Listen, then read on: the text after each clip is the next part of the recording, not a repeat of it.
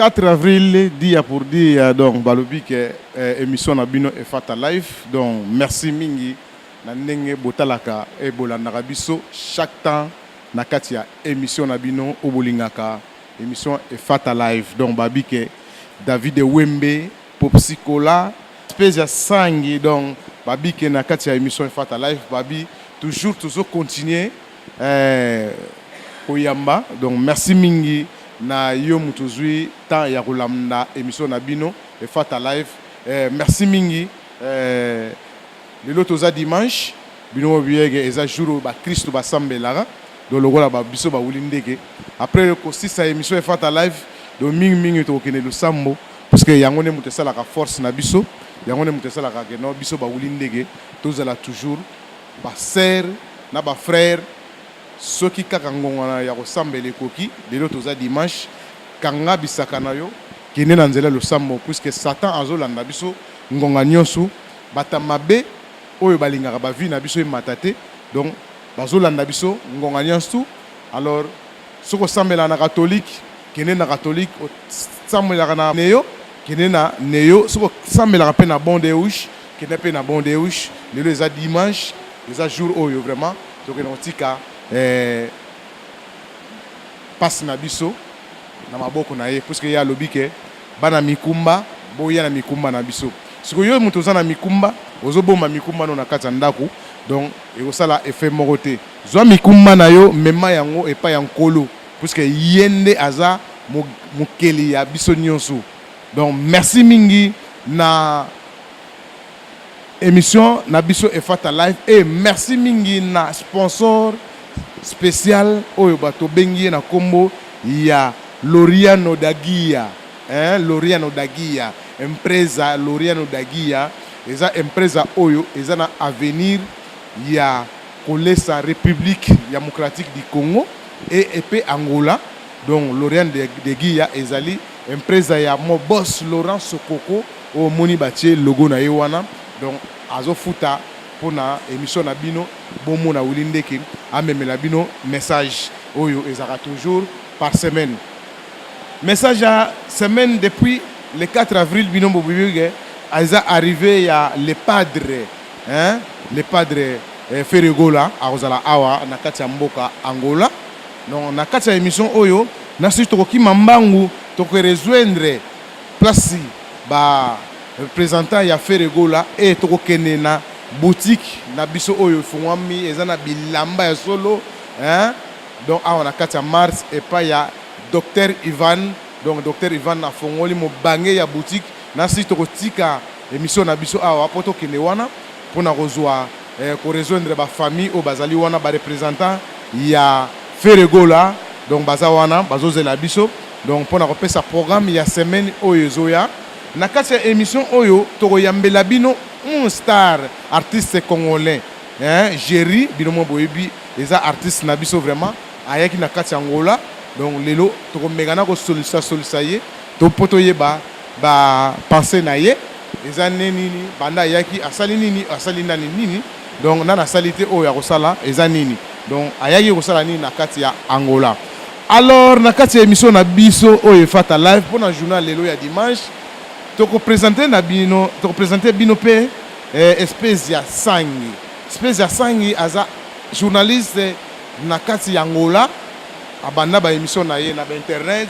Donc lelo émission Fata Live kaka ndenge to mesana oyamba ba journaliste ya makasi awa na kati ya Angola. Donc na kati ya émission na bino pardon tozaki na Lisée de Fonge, tozaki na Lisa Kingisa, tozaki na Naomi Midon. En plus tozaki na Refret Ngunda, tozaki na Gloria Chamavu. Donc émission Fata Life et la Moussa Batu Belé. Lelo pe ekomi pardon ekomi lelo ekomi temps ya espèce ya sangi. Donc a remeka pe ko contribuer na kati ya émission Fata Life. Soko bomoniye nanzela bo considérer comme journaliste ya émission Fata Life à partir ya lelo to représenter bino wana. Alors avant to kende David Wembe bino mo boyebi gage émission Fata Life ozana sponsor mutu oyo représentant ya empresa Loriano Dagia donc Laurent Sokoko spot publicitaire na ye puisque botala après mikolo Angola et PC confiance Congo P et PCP confiance oyo aza na besoin asomba poisson wana pétrole bozana produit alimentaire nyonso email na ye za wana bozwa email na ye ba homme d'affaires ya Congo pour partager expérience na Laurent Sokoko empresa Loriano Daguia donc puisque yé azana quantité ya pêche donc 25 sortes ya pêche au agolé sa République démocratique du Congo agolé sa pe Angola désolé oui on a besoin ya kozwa contact email na ye yangwana tous on a espace publicitaire ya mon boss Laurent Sokoko na empresa na ye le Loriano Daguia David Wembe Popsicola play. Bienvenue dans le monde de Sokoko, la compagnie pétrolière angolaise de demain. Le groupe Sokoko est un groupe pétrolier créé en 1999 à l'initiative de son fondateur, M. Loriano de Aguiar, un homme d'affaires angolais très connu dans le milieu du pétrole à Luanda. C'est en 2001 que la société connaît réellement un essor suite à une forte demande justifiée par le savoir-faire et le professionnalisme de la compagnie. Après ce franc succès, le directeur général de Sokoko opte pour la diversification de ses activités et se lance dans la pêche artisanale et semi-industrielle avec une production allant jusqu'à 400 tonnes de poissons par mois. Conscient que l'Afrique pourrait être un vivier alimentaire mondial, le directeur général de Sokoko s'est également engagé dans l'agriculture. En 2008, dans le décret exécutif numéro 16/02 du 4 avril, la Sonangol autorise la société Sokoko à distribuer le combustible à 4 associations regroupant plusieurs entreprises de pêche. Et à ce jour, la Sokoko approvisionne près de 5000 bateaux de pêche dans les villes et villages angolais. Panafricaniste et homme d'affaires averti, Loriano de Aguiar, qui compte conquérir de nouveaux marchés en Afrique centrale, signe différents partenariats, notamment au Congo-Brazzaville avec Africa Oil Gas Corporation, AOGC, dans l'exploration et la distribution du pétrole, mais aussi en RDC dans le domaine maritime et fluvial. Prochaine étape, la République centrafricaine où des contacts ont été déjà pris pour de nouveaux partenariats dans plusieurs domaines. Soucieux d'élargir ses connaissances dans le domaine du pétrole, le DG de Sokoko a bénéficié pendant 2 semaines à Paris de conseils de Loïc Frigeon, ancien patron de la compagnie ELF. Homme de contact, Loriano de Aguiar, qui a conduit une délégation d'hommes d'affaires angolais venus exprimer leur besoin d'investir en République du Congo, a été reçu par le président Denis Sassou Nguesso. Comme tout bon patriote intéressé à la gestion de la cité, Loriano de Aguiar reste un citoyen qui suit avec attention l'évolution de la politique de son pays. C'est à ce titre qu'il a assisté comme un des invités d'honneur à la cérémonie de passation de pouvoir entre les présidents angolais, sortant José Eduardo dos Santos et entrant Joao Lourenço. Sa vision, étendre son réseau d'implantation dans d'autres pays africains et contribuer à sa manière au développement d'une nouvelle Afrique qui gagne.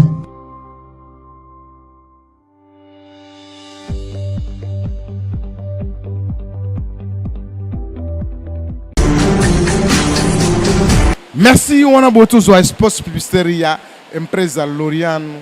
Daguia empresa oyo zo fournir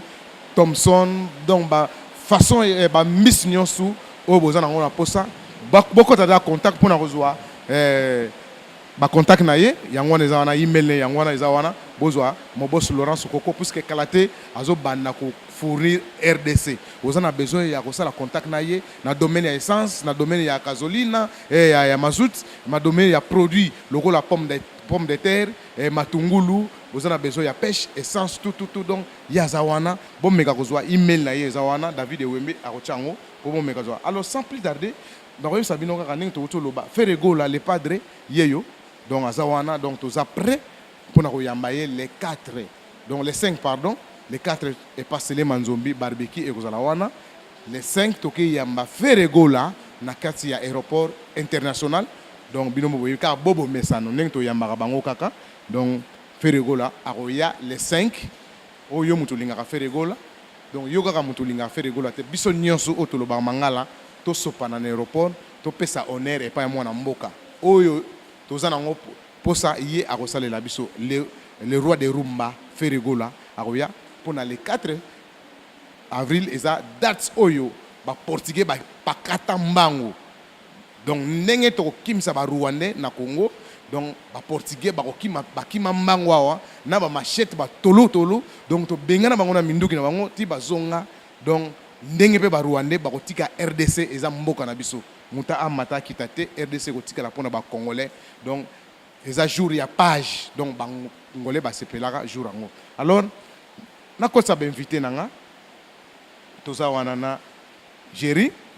akota journaliste na biso pe Spezia Sange akota awa to mekana ko solo la mwa muke journaliste na biso yeyo donc ulindeke babike apona ngaka bato oyo ba vrai chéri donc eux il a une émission ba vrai chéri faut bazalaka donc parce que ulindeke na ibite so na bogar mena bogar parce que na mobali ya maraville azula moi soyo ya sango na kati angola mama na Loriana auto bote la biso bébé ya kitoko ulindeke do yeyo mukuse ya propre muto bastar ba yebi loko ba Jerry ye azali awa abige ulindeke donc émission efata la fita ngone muto sala kabiso journaliste na biso yeyo komuna ye Spezia Sang donc Sang elagisi makila donc makila elobi ke soki ozangi makila bako peso makila donc aye pesa sangi aye baksa makila hein donc nakati fata live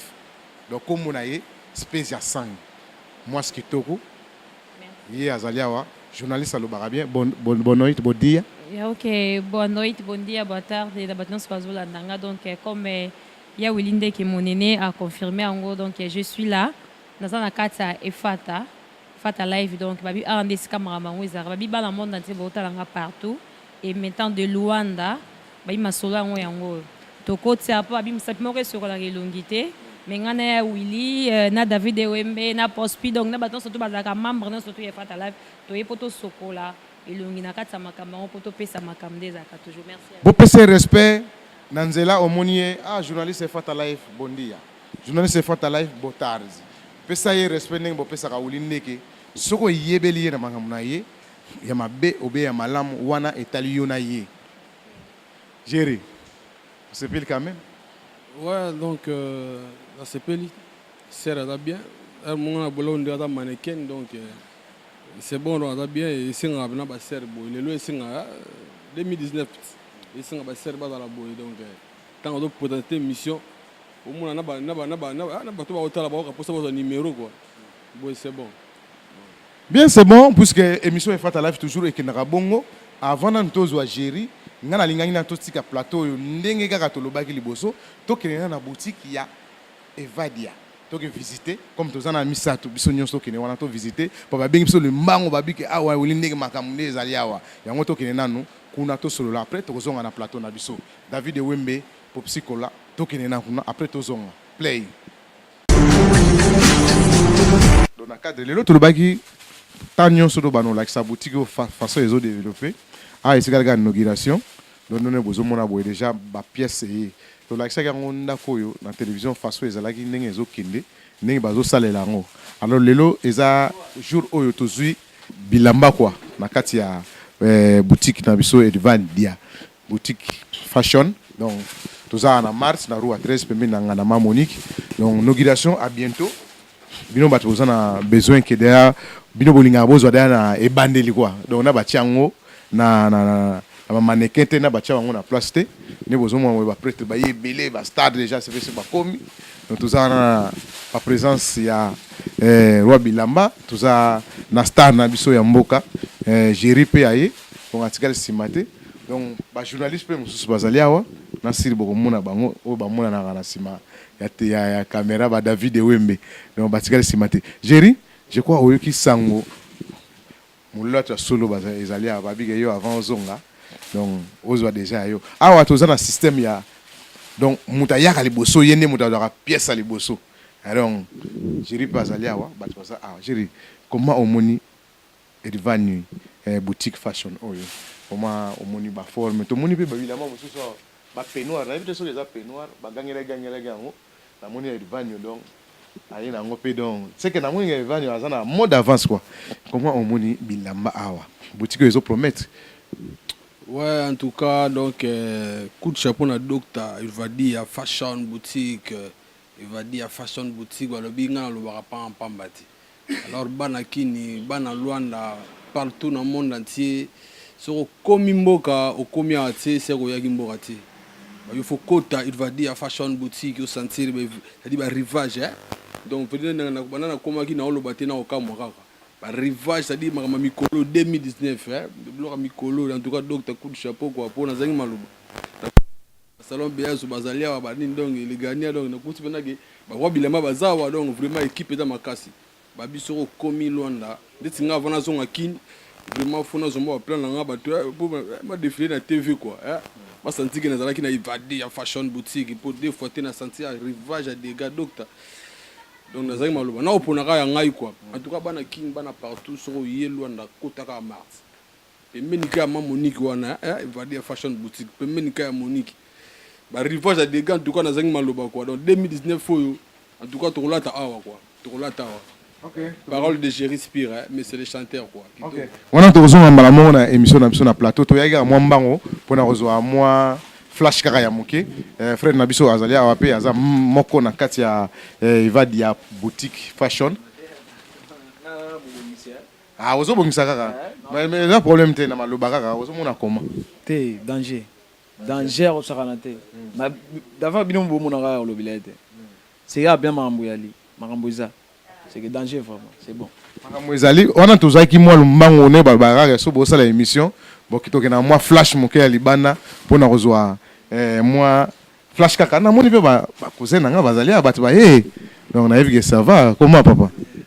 ya pepele sepeli na suka talaka biso za ba mvondo na kata mboko biso ye fo kota ya ona kota na uzwa peno yanga na ken na somba o yanga na bino yo pe kuna papa boni botari ai na yuko pona yangai na osebela na babila moyo ezali awa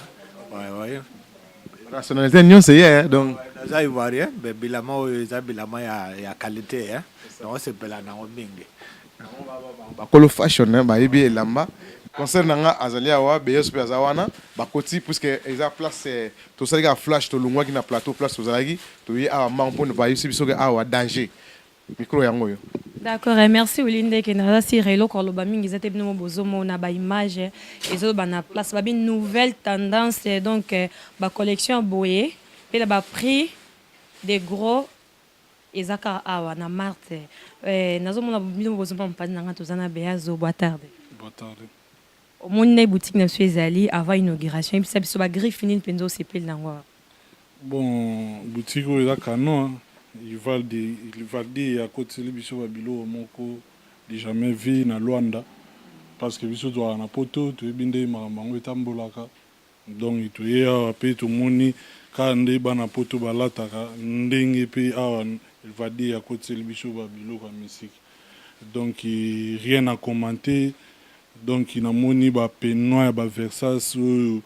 na minute trop cher ils ont là ta mapena na condition ou pena que za condition na moni ba basket ba gabana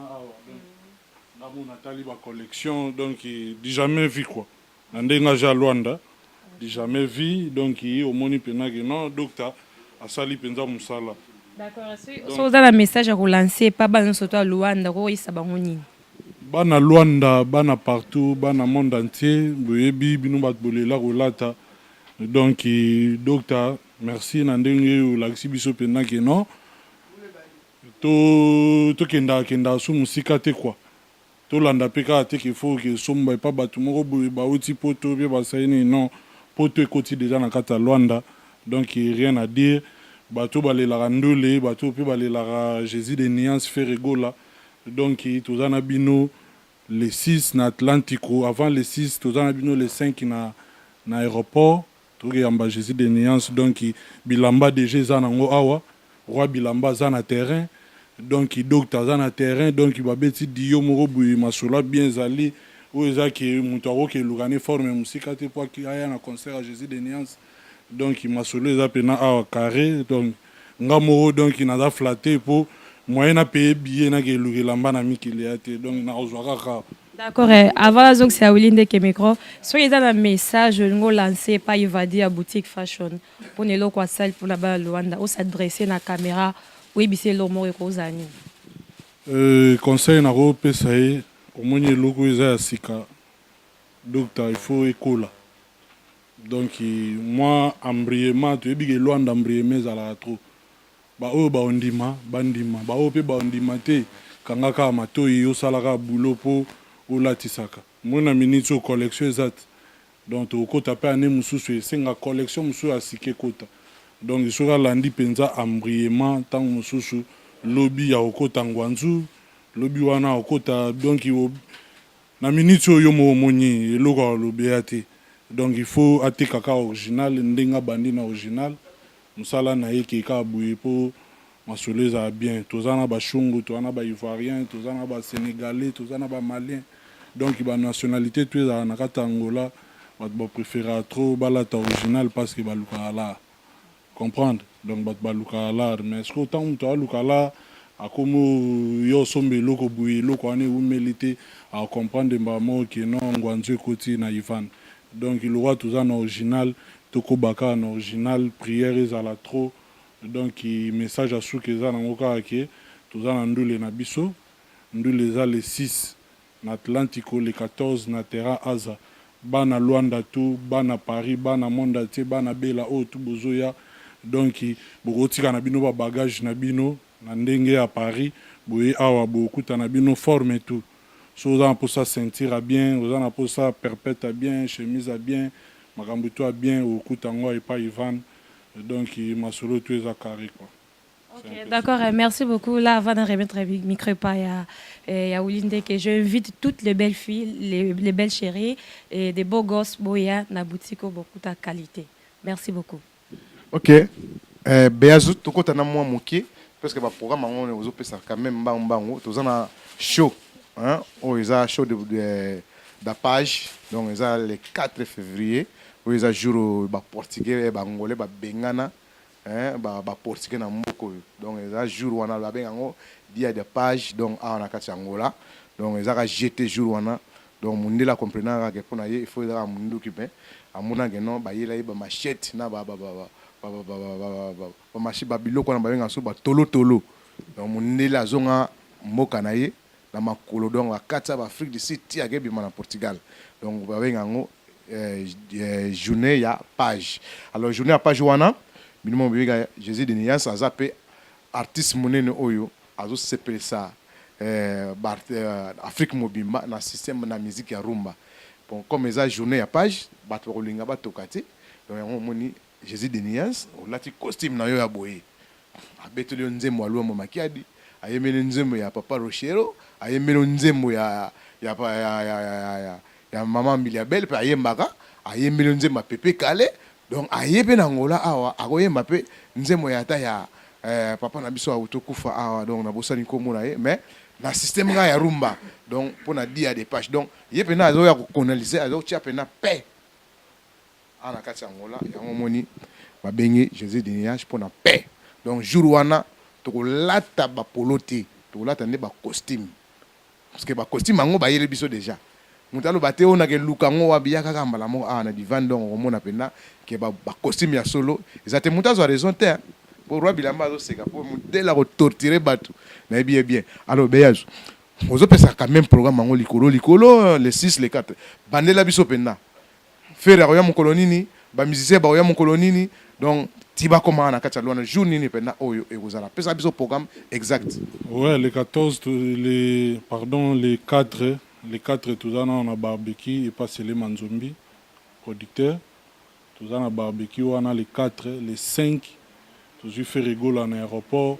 bana Luanda tout bolinga fait rigolo la boyebi na masolo akei donc on est à cop na biso tout coûte on a les 5 en aéroport à partir à soir tout ça Jésus de Niance après les 6 tout ça na terrain tout ça na Atlantico les 6 premier concert après les 14 to beti na terrain Aza na terrain Aza to beti na terrain Aza après wana ba programme mosusu topesa mais eza terrain na pavillon toza na pavillon. Ouais, toza na pavillon, toza pe na Yannick Afromen parce que Ferrego la apesaki mwa sentiment na album na ye yango asengai ke non ye mpe azala wana na concert quoi. Alors mon boss nanga donc babi ke boss donc so babi ke boss hein Laurent Sokoko le grand pétrolier babi ke Thomson Mbisa Rolia bakalate na kati ya kinezo kita donc congolais au sepela avec mon boss Laurent Sokoko le babi ke pêche ya danger zo kita kuna. Alors les 14 donc les 6 les 4 barbecue et passé les manzombi les 5 tous en aéroport pour na oyamba Jésus d'Inias biso nyonso kozala wana donc les 6 dans Ciné Atlantique comme d'habitude donc babi ke musique ya paix ya page oyo alobisaka moninga te mokolo wana fere akolobisa ye donc kanga ennemi na yo kene na ye mbala moko na Ciné Atlantique eza bongo te donc eza place toko eloba mama o nga moninga jeune wana alobisaka ye te kanga jeune wana mema ye mbala moko boke eloba na kuna po boko bina barumba danger bino boyebi ye na barumba sakanaka te donc les 14 toza wana na pavillon ya Aza donc na campo de Aza donc place au Aza à s'entraînera naka skel na après aéroport domestique bino boyebi derrière Aza wana congolais nyonso mutamanga na to azaka na kati ya Luanda ayebi terrain Aza donc wana eza les 14 wana pe eza journée moko spéciale donc billet ya Ciné Atlantique pour botuna eza combien eza 3500 kwanza donc 3500 kwanza oyo okufuta wana eza pour tout wana eza pour tout ya VIP boche combien VIP eza 10 000 kwanza 10 000 kwanza 10 000 kwanza eza nango mbongo te na kati ya Angola malgré tout que micro crise eza mais eza nango fo mbongo alors na pavillon ya Aza billet et ozala 2500 ouais 2500 wana eza pour tout pega wana eza pour tout VIP combien VIP pe 10 000 parce que ba système eza geno ba faut balia bako mela bo fele kuno eza te non yo tango ye déjà oza patron matide ana VIP donc oyebiga nde masolo etambolaka oza so te ke o non ya kolia mais nyonso wana ozala nango eza nango problème te toza na Adolphe Nte Bachila Mwina donc patrocinador Sele Manzombi producteur na remercier bastaff nanga tout oyo mpena baosalaki masolo to ekende kitoko Peggy Jonker héritier Mobiala Lilimbu soldat donc Kota Zali Titi Chibalo Junior Bendos Jack Bauer Dr Ivan Yemoko Roi Bilamba na remercier batunanga tous les deux salons donc na remercier Fabio Moda Christian Koupa le boss na remercier John Bakadi na remercier 24 Kono Jack Bauer Junior Bendos donc batuto na remercier bino na remercier pe moi sinanga alegi ya kwete oyende masolo ko et voilà ma bosse na te wana eza ba adresse donc eza la rappel bongo vraiment alors merci karane to kende na mission na biso to komo ke na mission na ko cité wana to zonga ka mbala moko na bana Luanda lo ka na ibisa bango ki non ba se préparer arrivage eza déjà pas Dr Ivan donc baya ba somba déjà ba bomba ba biloko na bango parce que na inauguration toza na moi prime roboué abordable pour na baya ya bazozwa moi ba biloko ba bomba déjà baza na ba concert ba milulu oyezoya parce que tant que Jésus de Nias akoya na terrain circulation ezala na ngoroma donc baya ya tout bo se préparer congolaise palanka mabor o jaenda donc ibotika ba boutique tout o bokota ya mayuya boye na mart pembeni ka ya nganda Monique boye ka bopusani wana en face à restaurant Casa Sopa bokuta Dr Ivan ba rivage ya Kano donc toza étonné quoi donc pena toza étonné donc so uti libanda ou uti kano ba bagage na yo oyebi de yake na Luanda perpète robima ceinture robima jean robima ya poto rande bat balata na poto ndenge to latsa batu na kata boutique Ivan donc merci wana vraiment ezaki donc ba représentant ya Frego le padre quand on lobby que les 4 bisonios tous en a passé les manzombi les 5 tous en aéroport pour na ya mande ko na biso wana za frère na biso donc les 6 premier conseil na sina Atlantico propriété babi salité te bo soto te parce que wolobo no bilamba ku na luande ezalaka te na so bilingwanzu nde domina biso awa mais lelo docteur Ivan alobi ke avant conseil ezala mutu tu vois la propriété kolukano raison te parce que place wana to tia mutu oyo abano contrôler donc boya déjà awa boya pona na moment oyo eza déjà hein Karaboye donc on est rose moi et le moins cher la prix mora bien alors to continuer émission na biso David Wembe to voyager place aux alaki merci pour aller merci on a beaucoup vraiment tous on ina mbango na retour awa na kati ya plateau na biso to kene na mbango poto mengana ko visiter makambo yoto le kakuna na simu na mutu déjà lobby muna mutu déjà lobby to ko commenter souter parce que temps eza moké gérer vous en a kati Angola au moins combien de temps. Ouais, donc, venant à Willinde, avant la balade, on peut s'en aller à Batutu, à Kin, partout dans le monde entier. Donc, je respire en Angola, ça fait au moins un mois depuis Naïe. Donc, nous avons travaillé, nous allons aller à boulot, nous avons boulot. Et puis, Karaté, nous avons à Kin. Nous avons à Kin. Alors, Nasser, Omoni Jerry, Yazawana, alors, Namoni. Bino na ye bozana émission mo spéciale oyo biyo ya mbaye. OK. Pona lelo vraiment to sepel mingi to lobi susu yeyo spécial sang. Donc bo pesa ye maintenant respect. Oh bona boyote azana ifata live. Bo ifata live ibongaka na ba momi. Vous comprenez? Parce que tu as un mois de mars, tu as un mois de mars, tu as un mois de mars. Donc, moi, oyo, et un mois, oyo, biso tolingara, photos la rara, na ba maman na katia, émission na biso et fatala. Alors, bonne chance, Moussala Kitoko. Donc, nanzela kaka, na yibige, barobanada, robengayo. Donc, pour ba mekana. Oh, azana besoin de ça émission, au bengier, pour ça émission. Alors, merci. Ciao. Ok, merci beaucoup. Ok. Bon continuité. Ok, chérie. Prochain ayo, ils ont Angola batu bayaka, vous comprenez? Angola batu bayaka toujours bayaka yaka. Est-ce que oyaki privé ou bien aux analyses solo ou yelaki pendant na kati Angola? Non, en fait, ngai na kin ne batu bayebi nazo préparer album. Nazo sala album. Donc album nazo sala encore pour na Congo té. Nazo sala encore pour na beta partout, pour na monde entier. Et on m'a fait na kota partout parce que après Angola, ba voyage ba mboka belé fona kota. Avant disque bima na sala déjà ba na regarder moi ba stratégie to sala pour na mboka tout album et kota. Donc il y a un monde na kota Angola na sur la peine ba nka ba prêtre ya mboka na kota na ba prêtre ya mboka ba nka ba tonton ba tantine ya Luanda et puis voilà ba boss ya mboka to soli to planifier ce qu'on a besoin kini pour na sa moi ba touche à Mickey et puis voilà quoi. Ouais. Est-ce que Jerry Togo Lobake Jerry na musique na yo vous en retard ou bien comment parce que sotobi vous en retard est-ce que contacte un jour que Jerry peut avoir ningisa Congo ningi le lobe bastaro ya o bazali ba collègue na yo bazo ningisa Congo est-ce que vous bougez quoi donc toki pena que Jerry pena donc a bouger pena Congo ou bien tant na ne kokite c'est vraiment ouais ça ko bouger to ko bouger te za mamanzambe eza mamanzambe abinda sala makambo eza musala na yo parce que nzamba za na eloko te musala na yo so lobi ke ezala bongo ezala bongo nzamba ko bakisa eloko ni vous êtes musicien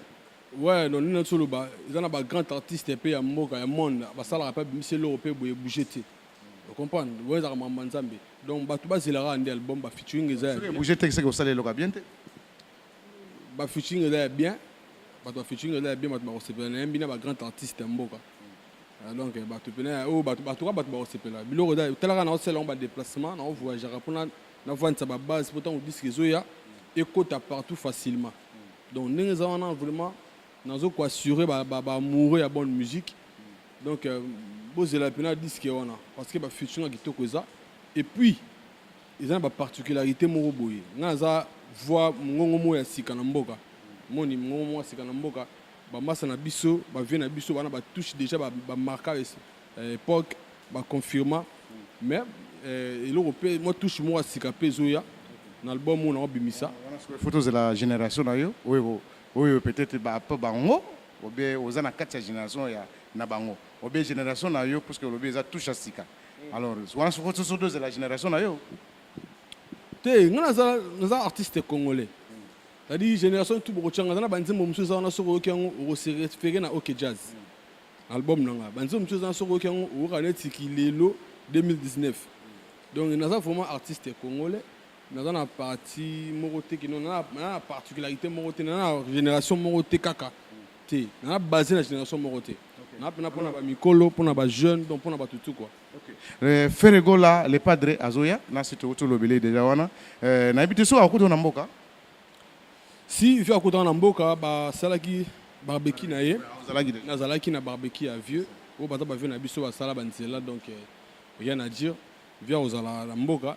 to ozala wana swinga pe na production te na ozala wana mais je crois que ba moi wana pe na moi quelques productions à na Luanda mais ba jour vie ce que tomber que na za production te na ozala na ndule talaka fi na biso ozala na ba casquette moto pamba boss patron donc ala ya mta Jésus na ba papa confort Joël Yaiso donc bata jet set donc ozala na ba ngope donc wana soki na ozala na ndule te en tout cas na ozala na ndule wana na pouye vi na biso donc les 6 na les 14 quoi ouais. Merci Mingigeri en tout cas na yebige mbalasima o lelo ezalaki kaka po o mekana kopesa programme na yo mbalasima to ya mayo pena poto yeba pena mozino ya Géri pena akokene wapi akosuka wapi akozala ndenge nini avenir na ya musical azo préparer ndenge nini pona lelo vraiment ezalaki kaka poto yebisa bato ke Géri azali awa ezana bato mususu pe bayebio mais bazo baté ce que ozali awa mais c'est quand même moi message asuka pe opesi bambote en tout cas message nango ezali na bato tout baza na mboka bato tout baza na Luanda bato baza libanda mboka Géri Sphere naza na Luanda na osala ba boulot na kosola na banka na ba prêtre en tout cas na zo enregistrer nzembo moko awa na osala na clip nango awa na kokesa la promotion na Congo donc bato tout bali ba kota na nzembo wana obengi kaka na 244 94 50 43 661 donc 00244 94 50 43 661 so bengi ozwanga to solanga moko nanga moko donc ça veut dire tobeta 4 kitoko disque ezali ba featuring kitoko ezali ezoya na ba master na opesa mbote na ba prêtre to mboka tout tozana bango awa donc les boss Laurent Sokoko babi ada Bogart na poche Laurent Sokoko moi donc Bogart na poche noko shiloka luya lumakamozo salama makamozo mona na masala nga DJ Gloire MP4 Agbada Kibokolo Serge Tata Kibokolo Paulo Tudilu masala nga papa confort Joël Yaiso les boss Catherine Tonnet moto pamba bato tout balinga nga lwana na mboka vena nga Wilinde que merci na soutien na nga na ebisa vraiment donc moni o sala pour na ba jeune pour na ba artiste yozo yeba ngoti biso mo to yebi yango ça dit vepe na ya biso na ba émission boye moena eloroté eloroté donc ayambi okaka aye alekisi yango donc ils na coup de pouce makasi en tout cas merci félicitations na eloko wana ezao ke biso na motema eloko to kosengo kaka donc ndesinga moyen nga remercier kaka na disque na album yoka mam na kosala yo na équipe na yo quoi donc voilà. Merci vraiment Géri to lobi émission ya sukate mais to yamba yo parce que to beti lisolo maman ba to comprendre que non ozali mais je sais que ba ko yamba yo pena to mekana ko pasula pena Géri pena to yeba michopo na ye na kati eza vers au bien mais pour le vraiment je crois que to sali quand même moi tour to la boutique to zongi merci minga pena ko pesa parce que invitation na bino bestar pe comment moi était nede awa to zangi na bat musu na bengisa bango ba tete de bal bayete nani au junior Belgado ayena été mais yo au préfet au ennemi oya donc ngape na remercier na otala kaka oyo nga na sali pa na yo te ngape funa tala oyo pour sali na kati fata live parce que lelo oyo sala découverte ya espèce ya journaliste na biso to kepe so si na boutique de van au sali pe sous grand relation sous na divan donc na ebige fata live toujours to remercier yo musala malamu donc biso to na a pour na bino to za na besoin que to yoka que non Géri pena a passolé pena qui chasse vraiment to bina na ngana mamonigis to bina pena nze mwana du jour au jour vraiment o sala pena ozonga na ndako na kembo donc lelo do dimanche mais ko bosande ko kesambela donc fena ngai merci na lobby non profiter pe sa masanga mote Junior Belgado wana masanga depuis kin mais ayete une invitation après c'est mote donc Speza to solana Steza Speza to solana je crois plus na ndinga Luanda yimta osala promotion album quoi. OK mission na biso vraiment to comme na biso ko chité David Wembe tela biso kaka sport ya suka ya Laurent Sokoko babige empresa Loriano Dagia donc botala sous sport ya publicité puisque babike empresa na kati ya Congo donc bakalate ba conteneur ya pêche yo moto on a besoin de somba pêche ba mbisa mai quoi donc contacter email wana benga boss na kati ya email boss wana na kati ya email donc boss la na ye boss na contact azana besoin ko laisser Congo baza parmi ba investisseurs angolais tant son excellence président de la République ya RDC yaki awa bakutana na bango bazoki ben président wana donc ba minute oyo Angola fait ba no laisser Congo na domaine nyonso pêche côté ya essence côté ya bagazole côté ya produits alimentaires bon aboy mais yé azal rôle responsable au numéro 1 oyo son excellence président ya Congo a tchaki liboso donc ba Thomson ezokota kuna mbisa mai ya modele oyo ezaka na kati ya Angola ya ba baleine minene na ezokota na kati ya Kinshasa to basé mingi to kene petine ba kikuiti ba ndundu wana nyonso donc bozo apenda ba mbisa ya kolia ba masama nimba il faut bozo vraiment ti ba fula kuna ba kokota pena ba kotikela bino ba mbisa kolia alors sport ya publicité David Weme to kata masolo donc R. Bienvenue dans le monde de Sokoko, la compagnie pétrolière angolaise de demain. Le groupe Sokoko est un groupe pétrolier créé en 1999 à l'initiative de son fondateur, M. Loriano de Aguiar, un homme d'affaires angolais très connu dans le milieu du pétrole à Luanda. C'est en 2001 que la société connaît réellement un essor suite à une forte demande justifiée par le savoir-faire et le professionnalisme de la compagnie. Après ce franc succès, le directeur général de Sokoko opte pour la diversification de ses activités et se lance dans la pêche artisanale et semi-industrielle avec une production allant jusqu'à 400 tonnes de poissons par mois. Conscient que l'Afrique pourrait être un vivier alimentaire mondial, le directeur général de Sokoko s'est également engagé dans l'agriculture. En 2008, dans le décret exécutif numéro 16/02 du 4 avril, la Sonangol autorise la société Sokoko à distribuer le combustible à 4 associations regroupant plusieurs entreprises de pêche. Et à ce jour, la Sokoko approvisionne près de 5000 bateaux de pêche dans les villes et villages angolais. Panafricaniste et homme d'affaires averti, Loriano de Aguiar, qui compte conquérir de nouveaux marchés en Afrique centrale, signe différents partenariats, notamment au Congo-Brazzaville avec Africa Oil Gas Corporation, AOGC, dans l'exploration et la distribution du pétrole, mais aussi en RDC dans le domaine maritime et fluvial. Prochaine étape, la République centrafricaine où des contacts ont été déjà pris pour de nouveaux partenariats dans plusieurs domaines. Soucieux d'élargir ses connaissances dans le domaine du pétrole, le DG de Sokoko a bénéficié pendant 2 semaines à Paris de conseils de Loïc Frigeon, ancien patron de la compagnie ELF. Homme de contact, Loriano de Aguiar, qui a conduit une délégation d'hommes d'affaires angolais venus exprimer leur besoin d'investir en République du Congo, a été reçu par le président Denis Sassou Nguesso. Comme tout bon patriote intéressé à la gestion de la cité, Loriano de Aguiar reste un citoyen qui suit avec attention l'évolution de la politique de son pays. C'est à ce titre qu'il a assisté comme un des invités d'honneur à la cérémonie de passation de pouvoir entre les présidents angolais, sortant José Eduardo dos Santos et entrant Joao Lourenço. Sa vision, étendre son réseau d'implantation dans d'autres pays africains et contribuer à sa manière au développement d'une nouvelle Afrique qui gagne.